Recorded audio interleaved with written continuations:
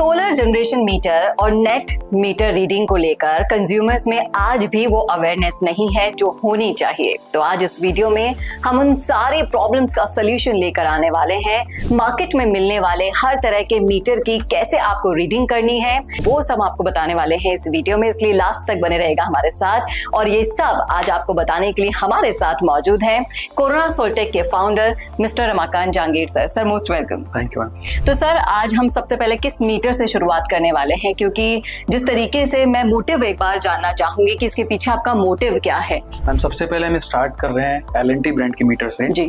और इसके पीछे मोटिव सिर्फ इतना सा है कि कंज्यूमर को एटलीस्ट पता होना चाहिए कि हमें मीटर्स में कौन सी रीडिंग चेक करनी है। हमारा जो बिजली बिल आता है उससे हमें क्रॉस वेरीफाई करना है, तो क्या वेरीफाई करना है कि हमारी रीडिंग्स जो आ रही है वो बिल में सही है। सिर्फ इतना सा मोटिव। ज्यादातर देखा गया है कि मीटर रीडिंग कई महीनों तक नहीं की जाती है और फिर एकदम से इतना ज्यादा बिल आ जाता है तो कंज्यूमर नाराज होने लगते हैं कि सोलर लगाने का फायदा ही क्या हुआ।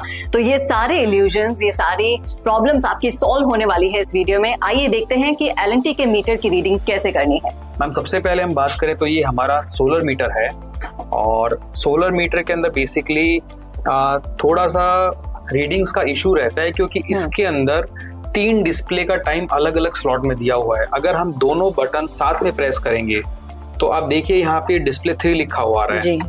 अगर फिर से हम प्रेस करेंगे तो फिर से डिस्प्ले 1 पे शिफ्ट हो जाएगा। तो जनरली एक ऑटो मोड पे जो चलती है डिस्प्ले वो डिस्प्ले 1 है। डिस्प्ले 1 के अंदर हम करंट जनरेशन चेक कर सकते हैं। अगर हमें प्रीवियस मंथ में देखना है तो हमें डिस्प्ले 2 पे जाना होगा। मैं आपको थोड़ा सा एक्सप्लेन करता हूँ कि ये डिस्प्ले 1 चल रही है हमारी। ये इसमें आपका मीटर का सीरियल नंबर आ गया, ये आपका टाइम आ गया, ये आपका डेट आ गया। सारा कुछ इसके अंदर टाइम स्लॉट में चलता रहता है जी। अब इसमें हमें रीडिंग देखनी है तो आज तक सोलर ने जनरेट कितना किया वो हम इसमें चेक कर सकते हैं। और उसको चेक करने का सबसे आसान तरीका है कि ये जो यूनिट्स है, कोई भी रीडिंग के सामने यूनिट्स है KWH किलोवाट आवर, ये हमारी यूनिट कहलाती है। और कम्युलेटिव जो CUM लिखा हुआ है 6278, यानी सोलर जब से लगा तब से आज तक सोलर ने इतनी यूनिट जनरेट की। सभी मीटर्स में क्या होता है, 1 तारीख को रीडिंग बुक हो जाती है। हर महीने की 1 तारीख को रीडिंग बुक होगी तो वो हमें मीटर से हम जो है हमारे इलेक्ट्रिसिटी बिल को क्रॉस चेक कर सकते हैं। अब हम इसको डबल प्रेस साथ में करेंगे तो डिस्प्ले 2 पे आ गया है। अब इसमें अगर आप देखेंगे तो इसमें हमें प्रीवियस मंथ की रीडिंग ये दिखाएगा। ये सारे फेजेस हैं, केवी है, ये आपका KVAR है। ये सारे पैरामीटर के बाद में ये हमारा KWH आ गया कम्युलेटिव 6278। इसके आगे हम इसको देखते हैं तो ये 01 जो लिखा हुआ है 5978, यानी ये प्रीवियस मंथ की 1 तारीख को जो रीडिंग बुक हुई ये 5978 यूनिट है।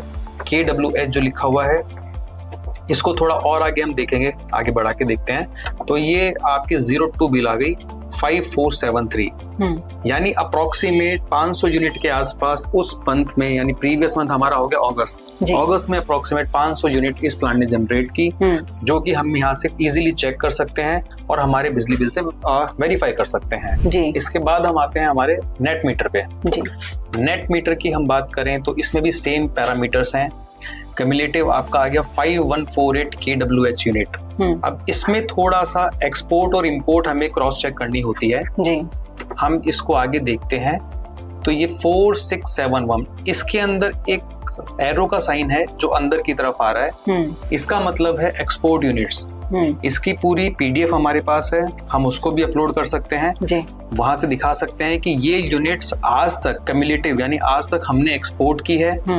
ये नेट यूनिट हो गई हमारी, ये प्लस के अंदर है जी।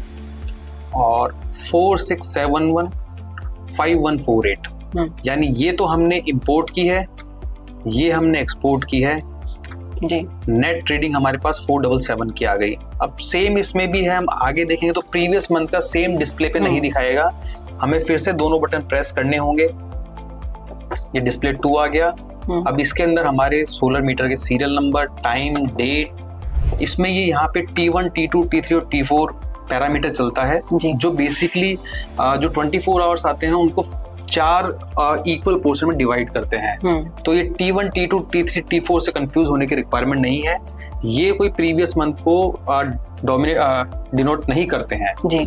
तो हम इसमें भी हमारी 1 तारीख को जो रीडिंग बुक हुई है वो हम इसमें चेक कर सकते हैं। और तो ज्यादा ये डिटेल्स प्रॉपर तरीका हो गया मीटर रीड करने का। लेकिन यहाँ पर गलती क्या कर जाते हैं कंज्यूमर्स? मैम यहाँ गलती ये कर जाते हैं कि उन्हें 01, 02 प्रीवियस मंथ की जो रीडिंग्स है वो देखनी नहीं आ पाती, क्योंकि उन्हें नहीं पता इन बटन को डबल प्रेस करना है तो ये डिस्प्ले चेंज होगी।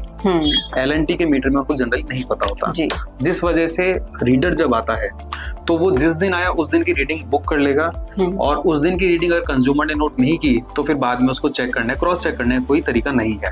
तो इसलिए 01, 02 मंथ की रीडिंग उनको चेक करना बहुत जरूरी है। तो देखा आपने किस तरीके से रमाकांत जी ने आपको पूरा ट्यूटोरियल देकर समझाया है कि आप अपनी मीटर रीडिंग कैसे कर सकते हैं, आज तक जो आप गलतियां कर रहे थे उन्हें कैसे सुधार सकते हैं, और इसी के साथ साथ हम दूसरे भी मीटर्स आपको बताएंगे कि आप दूसरी कंपनी के मीटर्स को कैसे रीड कर सकते हैं। आइए चलते हैं। तो इससे पहले आपने समझा था कि L&T के मीटर रीडिंग आपको कैसे करनी है, अब बारी आ गई है HPL मीटर रीडिंग की। तो आइए समझते हैं। HPL मीटर में हम देखेंगे कि सबसे पहले यहाँ पे नेट मीटर और यहाँ पे सोलर मीटर क्लियरली मेंशन है कि कौन से मीटर की रीडिंग हमें लेनी है। अब नेट मीटर में आप देखेंगे यहाँ पे 2 स्क्रॉल के बटन है और यहाँ पे क्लियरली एक्सपोर्ट लिखा हुआ है। ये सीरियल नंबर आ गए, ये डेट, ये टाइम, ये सारे पेजेस के एम्पियर। अब इसमें हमें डिस्प्ले 1, डिस्प्ले 2, डिस्प्ले 3 जैसा कोई कॉन्सेप्ट नहीं है जैसा कि L&T में है। इसमें हमें टोटल रीडिंग डायरेक्ट देख सकते हैं। यहाँ पे इंपोर्ट लिखा हुआ है, KWH आ गया हमारा यानी यूनिट्स। तो 56,012 यूनिट ये आज तक टोटल नेट मीटर से हम इंपोर्ट कर चुके हैं। साथ में ही हमने एक्सपोर्ट की है 44,838 यूनिट्स जी। नेट रीडिंग अगर आज तक की देखें तो हमने अप्रोक्सीमेट 11,174 यूनिट्स जो है ग्रिड से एक्स्ट्रा ली है। तो हम इसमें कितने महीनों तक का डेटा इंक्लूड कर सकते हैं? सभी मीटर्स में 2 महीने का। 2 महीने का। हाँ, प्रीवियस वन यानी करंट मंथ की 1 तारीख और प्रीवियस मंथ की 1 तारीख जी।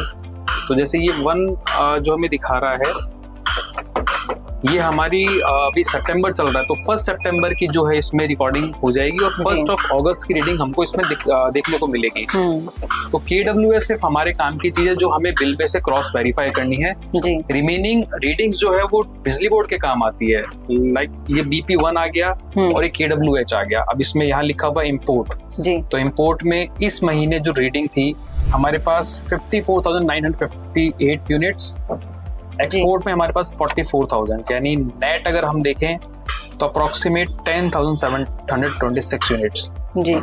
सेम ही BP1 के बाद में हम इसको आगे अगर देखते हैं तो ये BP2 की रीडिंग हमें देखने को ऐसे ही मिलेगी।